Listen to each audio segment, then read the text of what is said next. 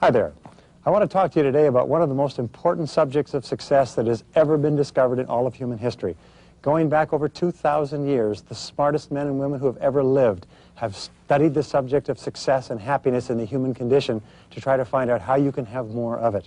And let me tell you a quick analogy or story that summarizes it. Not long ago, the deacon and the senior people in a Christian church invited a rabbi to come and speak to the church on the differences and the similarities between the two religions, Judaism and Christianity. After several weeks, the rabbi came to the church and he began his talk by saying, "Ladies and gentlemen," he said, "I've spent several weeks looking at your material, and I've studied your books and I've studied our books, and I've compared your teachings and I've compared my teachings, and I've come to the conclusion that your book says to love your neighbor as yourself, as my book does, and your book says to treat others the way you would like to be treated and to love God with your whole heart." He said, "Both of our books say these things, and all else is commentary." All else is commentary. Well, a group of very successful businessmen were sitting around a table not long ago, and they were talking about success, and they'd spent many years in the subject, and they'd made many millions of dollars. And one of them summarized it by saying, "Success is goals, and all else is commentary." Success is goals, and all else is commentary. In fact, I've come to the conclusion that if you develop the ability to set goals properly and to work toward them on a regular basis, it'll do more for you than all the education, all the schools, all the everything that you could possibly get. Success is goals, and all else is commentary. Now, the subject of goals is a big subject. It's so big that they don't teach it in any of our schools. I eventually got back into university in my 30s. I took a postgraduate education, a master's degree, and I never got a single hour on goal setting. You can go through 10, 12, 15 years in our schools and never be taught what I call the master skill of success. Yet, you know something? If you look at successful people, if you study successful people, you look at their lives, you find that every single one of them, their lives went on in an average way, usually for a long time, and then suddenly they got a goal. They got a mission. They got a purpose. There was something that they wanted to accomplish, and it was very clear in their mind, and they wrote it down. And with a goal or a mission, a person will accomplish more in 1 or 2 years than the average person accomplishes in 5 or 10. All successful men and women, whether from the top of society or the bottom, whether well-educated or uneducated, whether intelligent or not particularly bright, all successful men and women, and I've met multimillionaires who've graduated, failed to graduate, failed out of high school, they all have goals. Success is goals, and all else is commentary. Now, when I first discovered goals, I was 23 years old. I'd never heard of them before outside of sports. And what the basic education said to me was, if you have a goal, write it down, set a date for its accomplishment, make it measurable, make a plan, and get busy. So I took a piece of paper, a scrap piece of paper, I wrote down a couple of goals. What the heck, doesn't cost anything. I set a deadline, made a plan, I went out and got busy. I lost the paper. 1 month later, I had accomplished everything I'd written down. They were such ridiculous goals that I recognized that even though I didn't have a copy of the list, that the very act of setting the goal seems to activate a whole series of powers in the universe. It seems to activate your subconscious and superconscious minds. It seems to activate the law of attraction, which draws people and circumstances to you. It's the most incredible darn thing in the world that when you start to set goals, you change everything about you. So my question has always been this: why is it that people don't set goals? Why is it that people don't set goals? And so I tried to figure out. Successful people have clear, written, specific goals that they work on with detailed plans every single day of the year. Why is it that people don't set them? This is the biggest of all questions. You've been told to set goals. You've heard about goals since you were young. Your parents told you to set goals. You've read books on setting goals. You've listened to tapes that told you to set goals. You've heard speakers say setting goals. You're hearing me setting goals. And you're probably sitting there nodding right there and say, by gum, I'm going to do it. And you know that 97% of the population has no goals? 97% of people do not have written goals. They are just drifting. It's almost like driving down the road of life with your hands off the wheel and hoping that you don't go in the ditch, and yet knowing that it's inevitable. Most people's lives are just a series of haphazard and random events because they don't have goals. Now, why don't people have goals? Well, I think there's 4 basic reasons. We can talk about these in great detail. One basic reason is fear of failure. People are so afraid of failing if they set a goal for themselves that they don't accomplish that they don't set any goals at all. In other words, they set themselves up for failure by avoiding failure. I think it was General Douglas MacArthur who said, "There's no security in life, only opportunity." And the only way you can guarantee failure is to be so afraid of failing that you don't try anything at all. What do you think the average number of times it is that a person tries before they quit? What do you think the average number of times is that a person tries before they quit?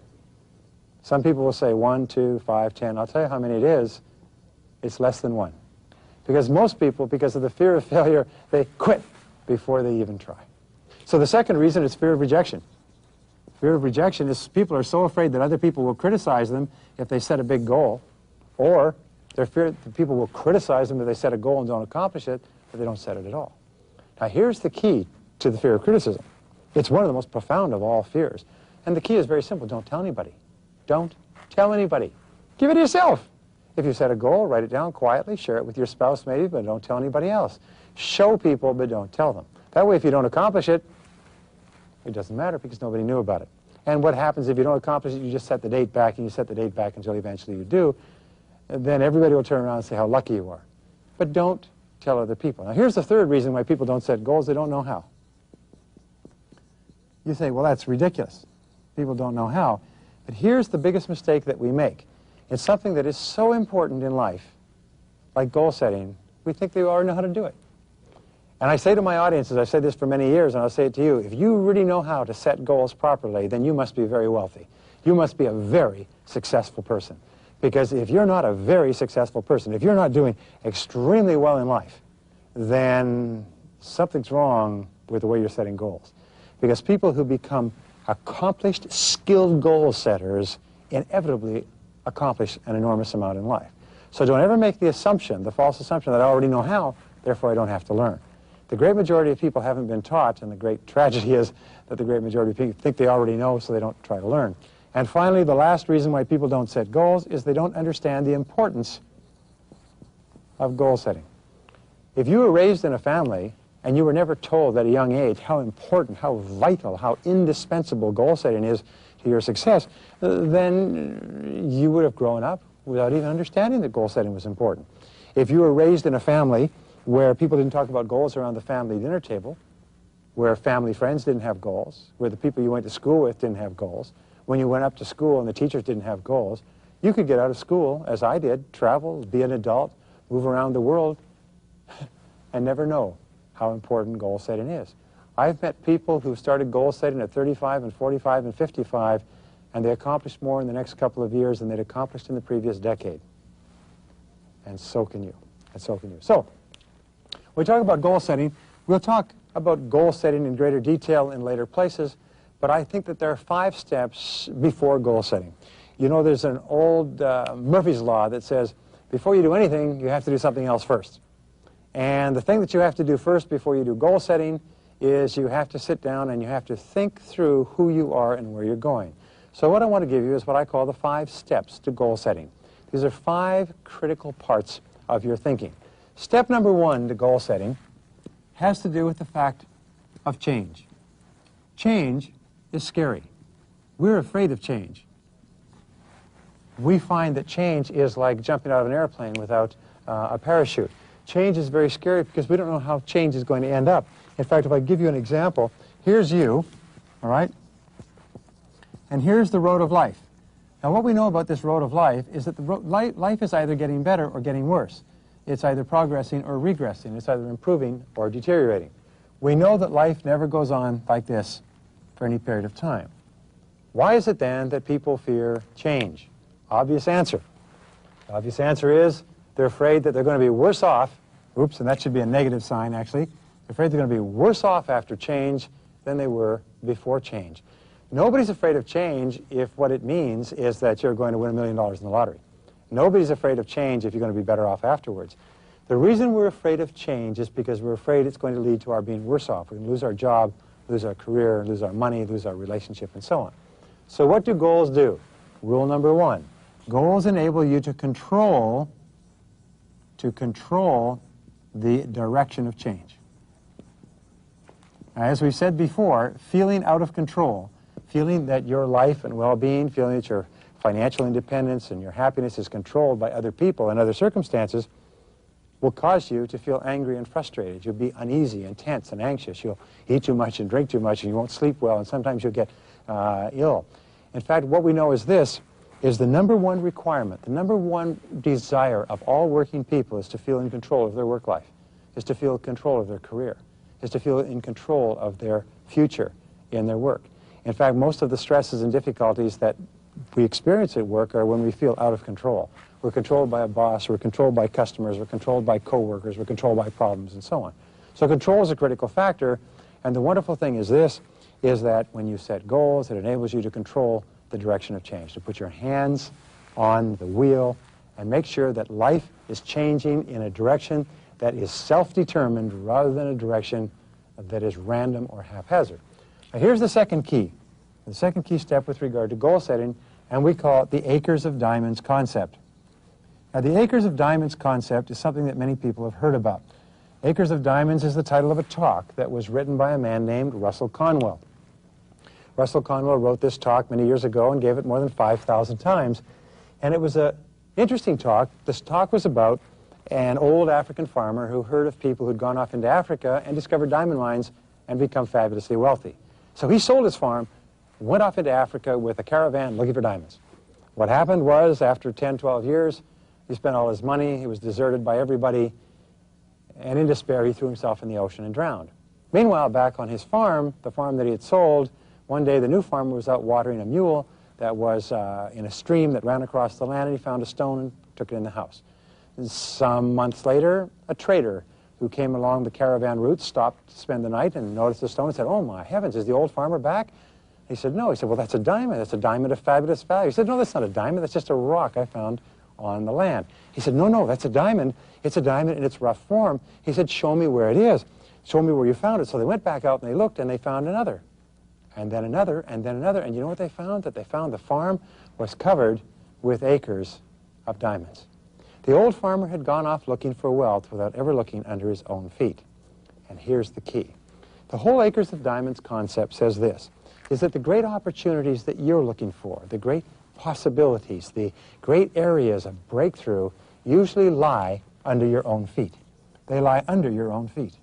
They lie within your own experience. They lie within your education. They may be within your industry.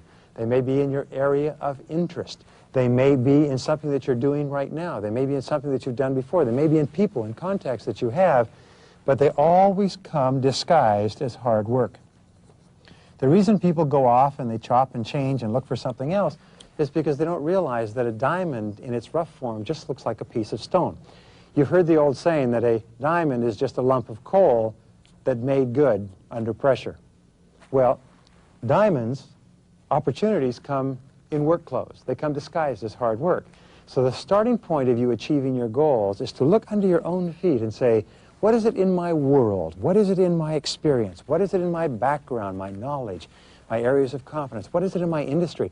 Many people have become millionaires simply by looking in their industry for changes that were taking place and exploiting those changes, looking at new technologies that were coming out and thinking about where those technologies would lead and how they would change industries.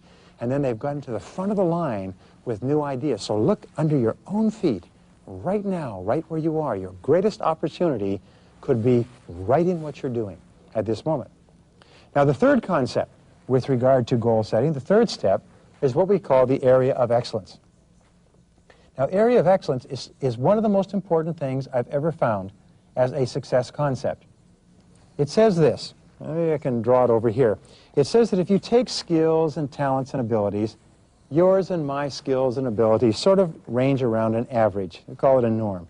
So you're a little bit better in some things and a little worse in others. And a little better in some things and worse than others. And better in some things, reading and writing and sports and athletics and things like that. But in every person, there is at least one, if not more than one, area of excellence. What does it mean? It means that you have been uniquely designed so that you have within you capacities to achieve something outstanding. We know from the work of Dr. Howard Gardner at Harvard University that each person has 7 different intelligences.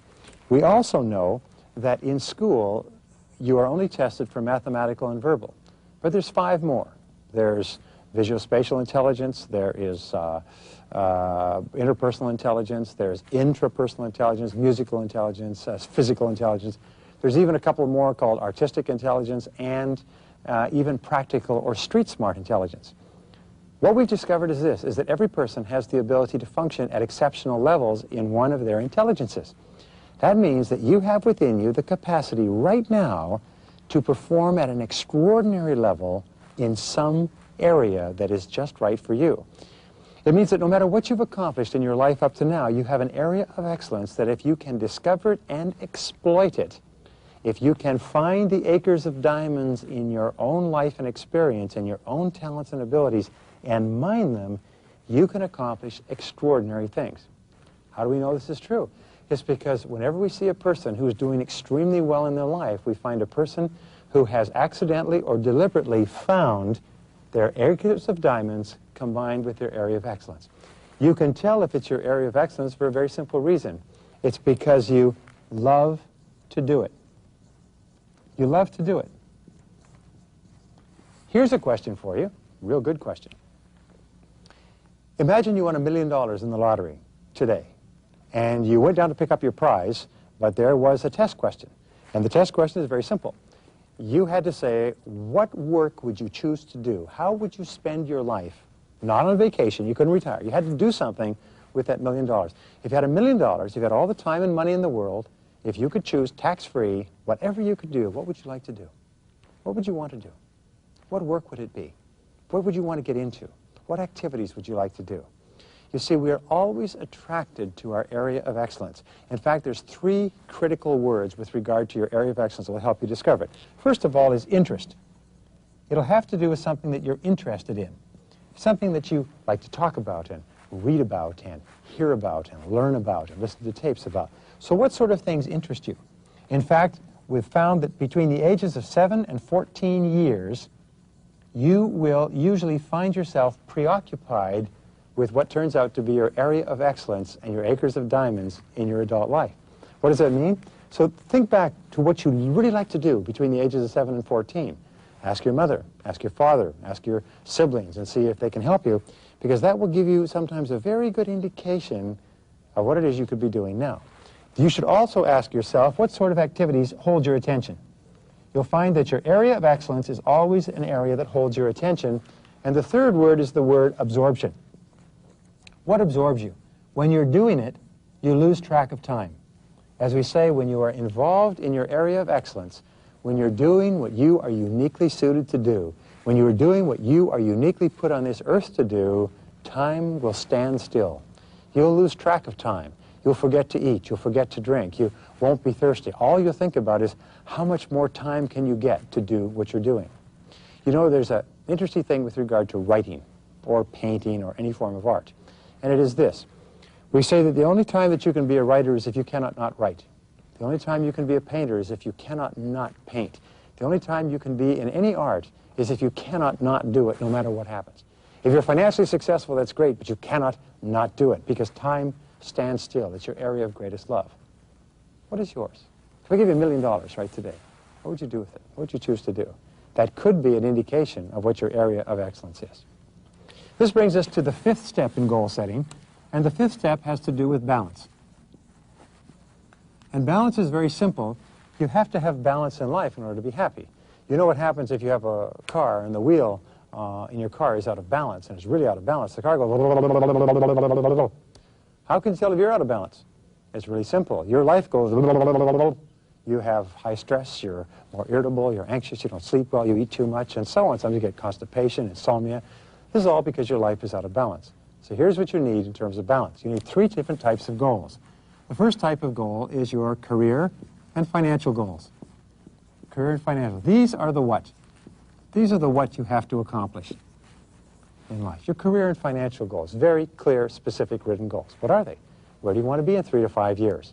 And what are you going to have to do to get there? The second type of goals are your family goals. Your family and your personal goals. Now these are the why.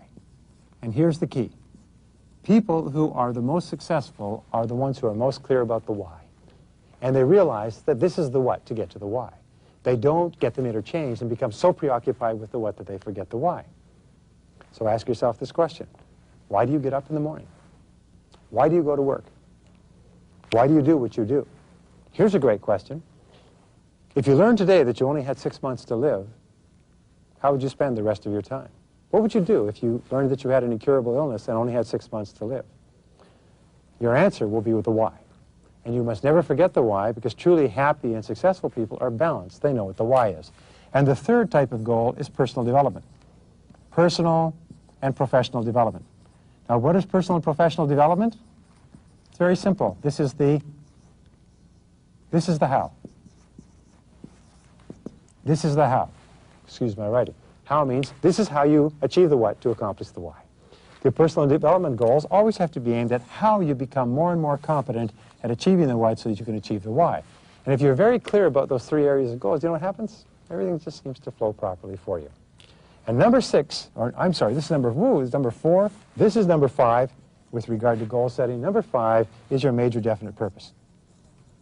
Now, your life begins to become great when you settle on a major definite purpose for your life. You can only have one major definite purpose. So ask yourself, what one goal, if you accomplished it, would make more of a difference in your life than anything else? What is the one goal that you would love to accomplish more than anything else? Is your goal financial? Then write it down and be specific. How much do you want to earn? How much do you want to save? How much do you want to be worth? Where do you want to be in 1, 2, 3, 4, 5 years? How much do you want to earn before you retire? How much do you want to be able to retire on an annual basis when you do retire? Or it could be that you want to be outstanding in your field. You want to be one of the top 10% of people in your field. If that's the case, think about it. What do you have to do to be one of the best in your business? What do you have to learn? What do you have to accomplish? What are the levels of skills and so on? What is your major definite purpose? Your life begins to transform as soon as you're clear about it. Number 2, make your major definite purpose measurable. Make it measurable and make it specific. I once had a woman in my course who said her major definite purpose was world peace.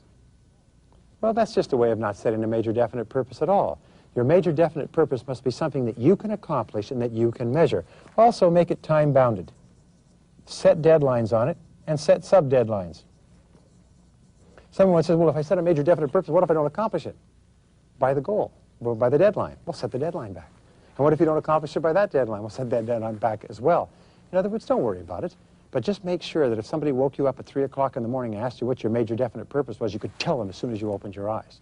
And finally, the third part is make it written down with clear, specific plans. Write down your goal with clear, specific plans, like a blueprint. The very act of writing down your goal and making it absolutely clear, making it specific in every detail, will increase the likelihood that you accomplish your goal by 10 times.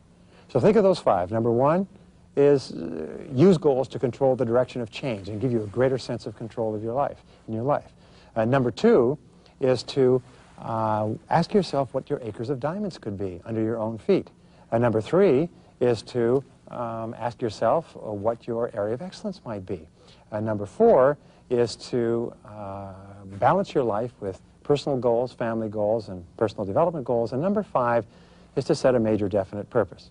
Remember, a journey of 1,000 leagues begins with a single step.